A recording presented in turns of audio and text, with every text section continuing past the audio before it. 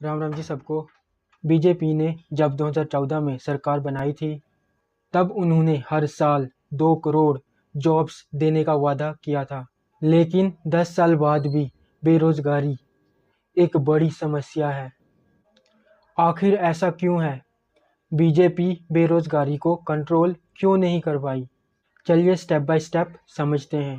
पहला रीज़न है जॉब्स का झूठा जुमला। 2014 के इलेक्शन में बीजेपी ने यूथ को अट्रैक्ट करने के लिए 2 करोड़ जॉब्स का वादा किया था, लेकिन ग्राउंड रियलिटी में ये जॉब्स कभी आई ही नहीं। एक डेटा के मुताबिक प्राइवेट सेक्टर में हायरिंग कम हुई है और सरकारी जॉब्स भी फ्रीज या फिर डिले होती रही। दूसरा रीज़न है स्किल इंडिया, नाम बड़ा पर काम छोटा। यूथ को स्किल्स दी गई पर जॉब नहीं। ट्रेनिंग और मार्केट डिमांड में गैप इतना बड़ा है कि स्किल वाले यूथ भी बेरोजगार बैठे हैं। जैसे एजुकेशन में क्वालिटी एजुकेशन इम्पॉर्टेंट है, वैसे ही स्किल्स में भी रिलीवेंट स्किल्स और मार्केट के डिमांड के मुताबिक स्किल्स इम्पॉर्टेंट हैं। तीसरी वजह क्या है? Make in India flop show.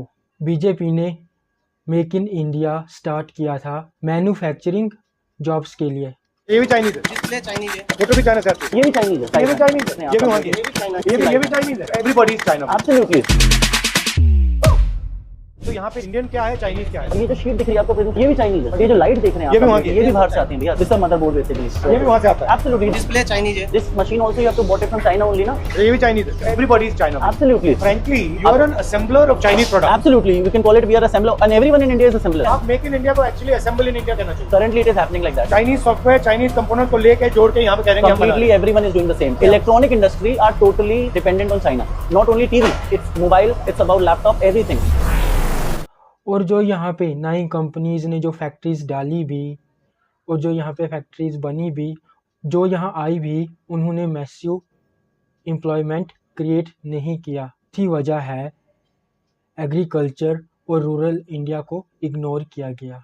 Bharat का मेजर हिस्सा अब भी खेती पर डिपेंड करता है, लेकिन एमएसपी, इरिगेशन और मॉडर्न फार्मिंग पे सरकार ने काफ़ी कम फोकस किया। गांव के लोग सिटीज़ में माइग्रेट किए, लेकिन उनके लिए अर्बन जॉब्स अवेलेबल ही नहीं थी। क्या हम ये कह सकते हैं कि बीजेपी ने रूरल इंडिया को इग्नोर किया कि जो लोग गांव में रहते हैं उन्हें प्रॉपर जॉब्स नहीं मिली?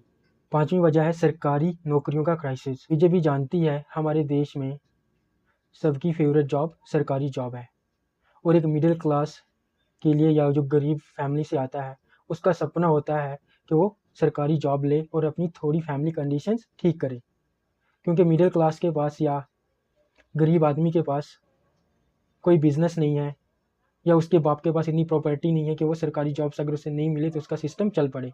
लेकिन उसका क्या ऑप्शन ही होता है, उसे गाइडेंस नहीं होती, उसे बस इतना पता होता है कि अगर मेरी सरकारी जॉब लगे तभी मेरा फ्यूचर सिक्योर हो सकता है। रेलवे, एसएससी, बैंकिंग, हर एग्ज़ाम डिले है। स्टूडेंट्स रिजल्ट के लिए साल भर वेट करते हैं और फिर कभी पेपर लीक की घटना सुनाई देती है और फिर एग्ज़ाम और भर्ती कैंसिल। एग्ज़ाम कैंसिल हो गया, भर्ती कैंसिल हो गई। तो मेरे फ्रेंड के साथ ऐसी एक घटना घटी। सब इंस्पेक्टर का एग्ज़ाम था, पहली बार उसने उस एग्ज़ाम को क्वालिफाई कर लिया। भाई वो बंदा ना गरीब फैमिली से आता था, उसके पास शायद उतना चांस नहीं था, उतना टाइम नहीं था, तो उसने क्या अपना 100% दिया, दिन रात पढ़ता था, लेकिन उसने एग्ज़ाम क्वालिफाई कर दिया। लेकिन फिर क्या, वही पेपर लीक हो गया और रिजल्ट आ गया उसका, और उस मेरे दोस्त का नंबर आ गया। अब वो रेस की फिजिकल की प्रैक्टिस कर रहा था, फिजिकल की तैयारी कर रहा था, लेकिन फिर एक दिन सुनाई देता है कि ये अब एग्ज़ाम ही कैंसिल है, अब ये एग्ज़ाम दोबारा होगा। ठीक है, मैंने बोला ना उसके पास नहीं था उतना टाइम, उसे अपनी फैमिली का भी ध्यान रखना था, वो उसे अब घर का कमाने वाला भी बनना था। उसने काम के साथ प्रिपरेशन भी जारी की, लेकिन जब दूसरी बार सब इंस्पेक्टर का एग्ज़ाम हुआ तो ये क्वालिफाई नहीं कर पाया।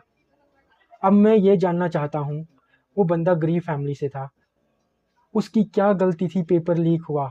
उसके पास तो दूसरा मौका तक नहीं उसे मिला कि वो अच्छे से दोबारा पढ़ाई करके आ पाए। पहले वो 16-16, 18-18 घंटे पढ़ता था, उसे पता था कि मेरे पास यही ऑप्शन है।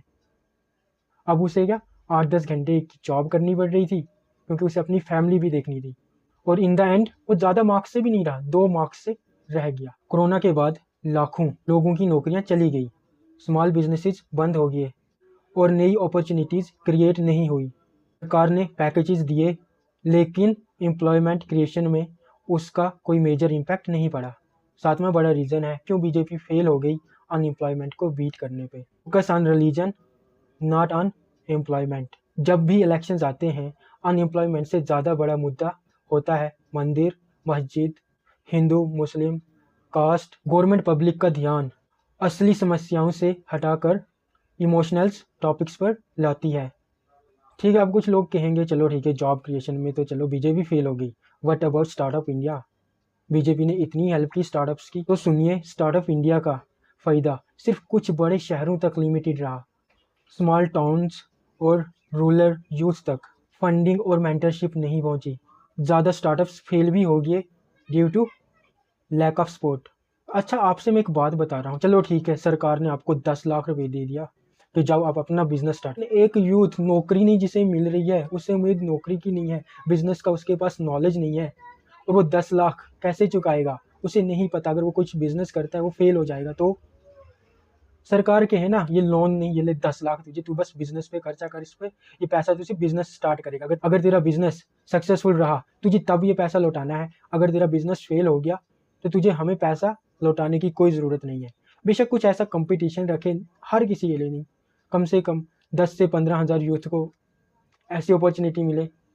अगर चलो ठीक है तुम्हारा बिजनेस सक्सेसफुल रहा, हमें पैसा वापस दीजिएगा, अगर नहीं हुआ तो डोंट वरी, ताकि ये लोग रिस्क ले सकें, क्योंकि रिस्क लेने के लिए भी आपके पास कैपिटल होनी चाहिए। और इसके बावजूद जब भी अपोजिशन अनएम्प्लॉयमेंट का डेटा दिखाती है, बीजेपी उस डेटा को गलत बोलकर डिनाई करती है। ऑफिशियल रिपोर्ट्स को रिलीज़ ही नहीं किया गया, या रिलीज़ किया भी गया तो उन्हें मैनिपुलेट किया गया। जब तक प्रॉब्लम्स एक्सेप्ट ही नहीं करोगे तो सोल्यूशन कैसे मिलेगा? सबसे पहले हमें, हमारी सरकार को ये प्रॉब्लम एक्सेप्ट करनी पड़ेगी कि हमारे देश में अनएम्प्लॉयमेंट है, हमारे देश का यूथ बेरोजगार है। जब तक सरकार इस चीज़ को मानेगी नहीं तब तक इसका सोल्यूशन नहीं मिलेगा। अनएम्प्लॉयमेंट सिर्फ एक नंबर नहीं बल्कि यूथ का फ्यूचर है। बीजेपी ने वादे तो किए लेकिन ग्राउंड लेवल पे ना प्लानिंग सही थी ना एग्जीक्यूशन। देश के युवा को जॉब नहीं सिर्फ जुमला मिला। सोचो, हमारे देश के यूथ ग्रेजुएशन के बाद भी जॉब्स के लिए स्ट्रगल कर रहे हैं, पेरेंट्स एजुकेशन पर लाखों खर्चा करते हैं लेकिन जॉब नहीं मिलती। क्या ये नॉर्मल है? आपको क्या लगता है, बीजेपी ने यूथ के साथ नाइंसाफ़ी की है या फिर हमारे देश में कोई अनएम्प्लॉयमेंट नहीं है, हमारे देश में कोई गरीबी नहीं है, हमारा देश सबसे क्लीन देश है दुनिया का? अगर आपको ये लगता है तो भी कमेंट कीजिए, मैं आपके कमेंट पढ़ूंगा। अगर आपको वीडियो पसंद आई हो तो ज़रूर ज़्यादा से ज़्यादा शेयर करें और लाइक कीजिए। जय हिंद, वंदे मातरम।